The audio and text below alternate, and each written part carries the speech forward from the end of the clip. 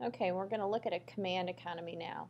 And if you think of this almost exactly the opposite of what a market economy is, so everything that is instinctive to us, this idea of freedom and things like that, um, private ownership, owning property, businesses making money, all of this is counterintuitive. This is the opposite of what a command economy would be all about. And so the chief characteristic of a command economy is the level of government control.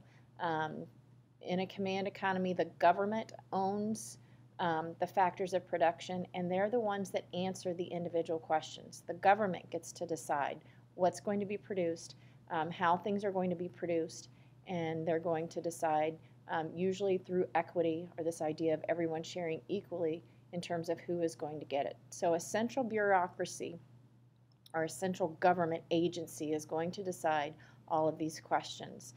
The government, and again, owns the factors of production, land and capital.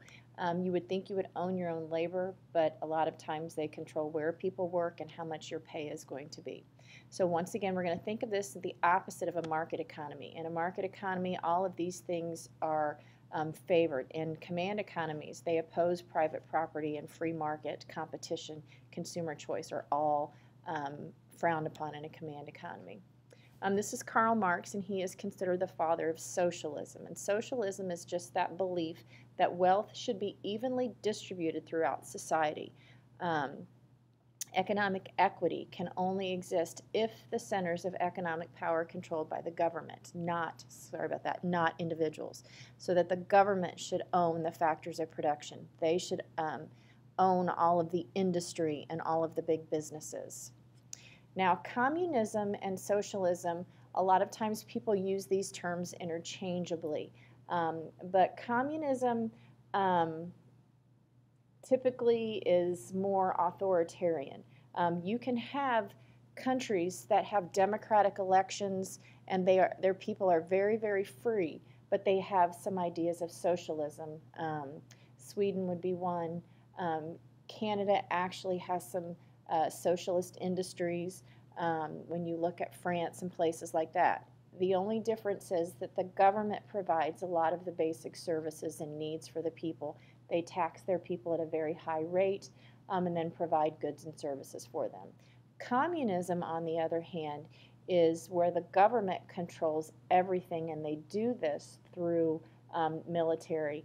And so the 1800s, you had socialism kind of turn into communism, where the central government owns and controls all of the resources and the means to production and makes all of the economic decisions. So Karl Marx believed that labor was the source of all value. He said under capitalism, which is our system, that the profit created by the laborers went to the capitalists. So the factory owners and not the workers were making all the money.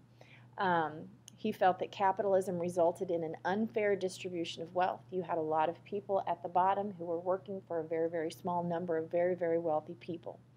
And he thought that in order for socialism to take root, it would require some sort of violent revolution by the laborers. Eventually, the laborers would rise up, they would take control of the businesses, and they would do this in a violent manner. So once again, just to reiterate, socialist countries can be democratic, so they're not necessarily communist or dictatorships, but all communist governments are authoritarian and are either led by a strict dictator or a very, very strong group of people. A couple examples we're going to look at. The Soviet Union's the first one. A violent revolution in 1917 led to the first communist country, and the Soviet Union fell and dissolved in 1991. And basically what happened as soon as the communists come in, Joseph Stalin takes control. He allocates all of the best resources to military and heavy industry so that the factories, the smaller factories that are making consumer goods, are stuck with leftover and low quality resources. So the consumer goods that were available were few in number. We had large shortages, and they were very poorly made because the worst of the resources were left over for them.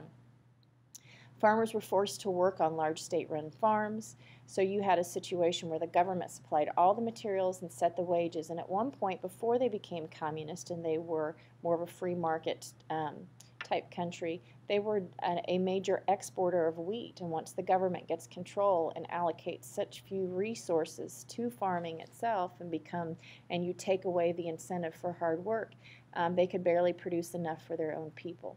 So definitely towards the 1990s, economic weakness contributed to the fall of communism in the Soviet Union, despite the fact that they were quite a military superpower.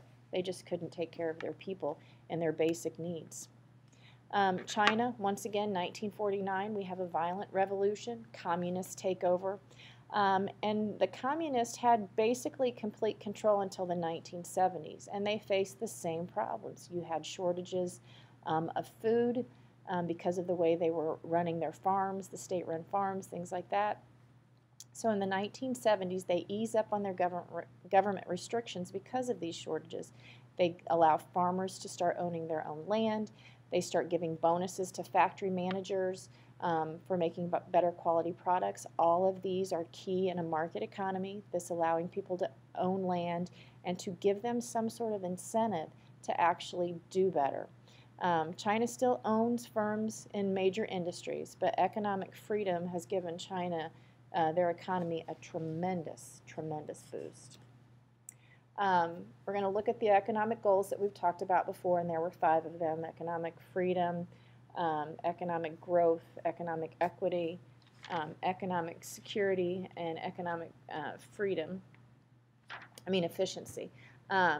Efficiency, freedom, and growth definitely are not the ones that a command economy are most concerned with. They're concerned with economic equity. Everyone should share exactly the same, equally in all of the wealth. So the government officials, unfortunately, and the people in favored careers, they're the ones that actually make all the money. They have very, very high income. So it's definitely not a fair system because the ordinary people suffer from shortages, poorly made goods, those sorts of things. Economic security, the good thing about that is everyone's promised a job. Might not be the job that you want. You're not going to have choices in these types of economies, but everyone's going to share in the wealth, not very much. And you're going to get a job, may or may not be the one you want. You're not going to have any choices.